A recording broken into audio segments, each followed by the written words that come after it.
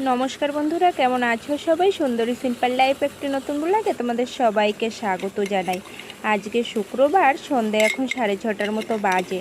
তো সারাদিন পুরো কাজের চাপ ছিল, তো সন্ধেবেলা থেকে ভিডিওটা শুরু করছি। একটু চা বানাচ্ছি, আমি আর মা বাড়িতে আছি, তো ভাবলাম দুজন মিলে একটু চা খাই। প্রথমে একটু তেজপাতা আর গোলমরিচ দিয়ে ভালো করে জলটা ফুটিয়ে নিলাম, তারপরে চিনিটা দিয়ে দিলাম। এখন একটুখানি চা দিয়ে তারপরে নামিয়ে নিলাম দুজনের জন্য 2 কাপ চা। একটু একটু করে, বেশি না, আমরা বেশি চা খাই না, তাই একটুখানি নিয়ে নিলাম। এখন টিভি দেখতে দেখতে সন্ধেবেলা একটু চা বিস্কুট খাবো আর একটু গল্প করব শাশুড়ি বৌমা মিলে জমিয়ে। তো চলো, এই যে মায়ের কাছে নিয়ে আসলাম। এখন ফ্রিজ থেকে বিস্কুটগুলো বের করে নিয়ে আসি। বিস্কুটগুলো আবার বাইরে রাখার কায়দা নেই। মা বিস্কুটগুলো কি করে রেখেছে আনুষ, দেখো পুরো প্যাকেট থেকে মানে বের করে এভাবে ছড়িয়ে রেখেছে। তো দুজনে দুটো দুটো চারটে তো বের করলাম, পরে লাগলে আবার বের করে নেব। তো চলো চাটা খেয়ে রান্না করতে। আজকে রান্না করব শিঙি মাছ আর ছোট ছোট কই মাছ একসঙ্গে। তো শিঙি মাছগুলো দেখো আমাদের বাড়িতে এরকমভাবেই কাটা হয়, ডলে ডলে পরিষ্কার করে, তারপরে ওই মাঝখান থেকে যে শিরের মতো একটা থাকে সেটাকে ফেলে দেওয়া হয়। তো মাছগুলো মাই কেটে দিল। এই শিঙি মাছ এইভাবে কাটা না, আমি আবার ভালো করে পারি না।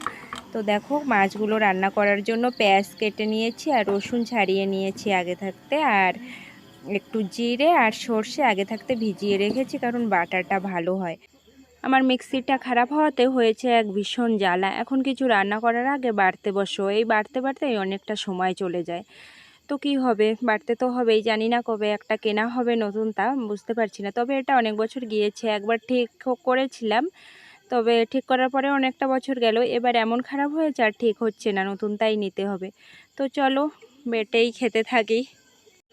মিক্সিতে 2 মিনিটের কাজ, আর শিলে বাটতে লাগলো 10 মিনিট সময়। তো দেখো কতটা সময় চলে গেল।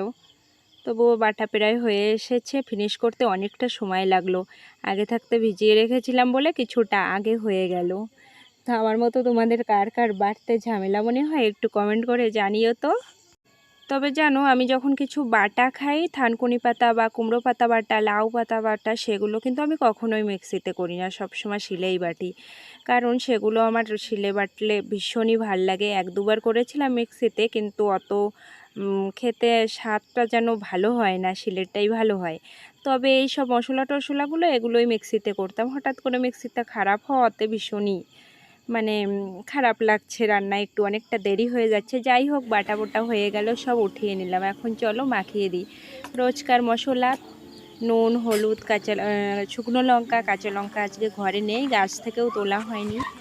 আর ওই বাটা, পেঁয়াজ বাটা, রসুন বাটা, সর্ষে জিরে একসঙ্গে বাটা, সব মিশিয়ে নিয়েছি মাছে। এখন ভালো করে মাছটা মাখিয়ে তারপরে দিয়ে দেবো কড়াইতে। এরকমভাবে শিঙি মাগুর মাছ আমাদের খাওয়া হয় না, মানে অনেকই কম খাওয়া হয়। বেশিরভাগ আমরা কলা পাতায় ভাজাই খাই শিঙি মাগুর মাছ। তবে মা আজকে বললো এইভাবেই বানা। তো অনেক দিন খাই না, মানে অনেক দিনই হয়ে গেছে শিঙি মাগুর মাছ এরকম সর্ষে বাটা দিয়ে খাওয়া হয় না। কবে খেয়েছি লাস্ট মনেও নেই। তো মা বললো এইভাবেই বানা, তার জন্যই এইভাবে বানাচ্ছি আজকে। তো দেখো তেলের পরে তো দিয়ে দিয়েছি, এখন হালকা করে ভেজে নেব, কারণ মাছগুলো তো কাঁচাই মাখালাম, দেখলে ভাজলাম না। তাই এখন একটু ভেজে নেব একটুক্ষণ হালকা আঁচ দিয়ে, তারপরে একটুক্ষণ ভেজে নেব। তারপরে ভাজার পরে দিয়ে দিলাম জল। তো চলো আজকে ভিডিওটা এখানেই শেষ করছি। সবাই ভালো থেকো, সুস্থ থেকো, সাবধানে থেকো। খুব শীঘ্রই দেখা হবে একটা নতুন ব্লগের সঙ্গে। আর আমার চ্যানেলে যদি নতুন বন্ধু হয়ে থাকো, অবশ্যই চ্যানেলটা সাবস্ক্রাইব করে পাশে থেকো।